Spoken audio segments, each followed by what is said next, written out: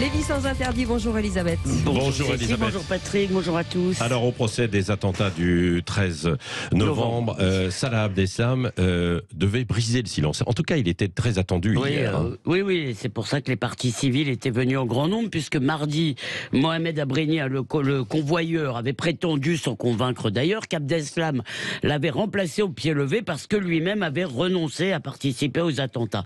Donc les partis civils attendaient la version de Salah Abdeslam, mais dès le début, malgré l'insistance du président, il s'est muré dans le silence. Et au bout d'un moment, donc, c'est une avocate des partis civils, maître Claire Josserand-Schmidt, qui a réussi à le faire parler. Alors elle joue sur une forme de complicité, elle rappelle qu'il avait promis de lui répondre, elle évoque son amour pour sa fiancée, et puis elle lui dit, vous savez, il y a des sensibilités différentes sur le banc des partis civils, mes clients ne recherchent pas la vengeance.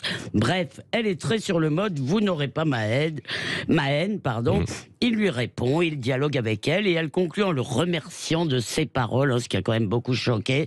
Je ne vous remercie de rien du tout, a lancé un autre avocat qui était excédé. Oui, au moins, est-ce qu'elle a réussi à le faire parler? C'est ce qui était attendu. Oui, écoutez, il n'a fait en réalité que confirmer ce qu'il avait déjà dit le 9 février, on en avait parlé ici, à savoir que c'est volontairement qu'il n'avait pas actionné sa ceinture d'explosifs, sauf qu'il prétend que ce n'est ni par lâcheté ni par peur, mais en quelque sorte, c'est ce qu'il laisse entendre, parce qu'il ne voulait pas tuer, comme c'est touchant. Et le journaliste du Monde, qui a l'air de croire au Père Noël et la rédemption, écrit cette phrase incroyable: le miracle a eu lieu. Un miracle, eh bien je ne vois pas ça comme ça.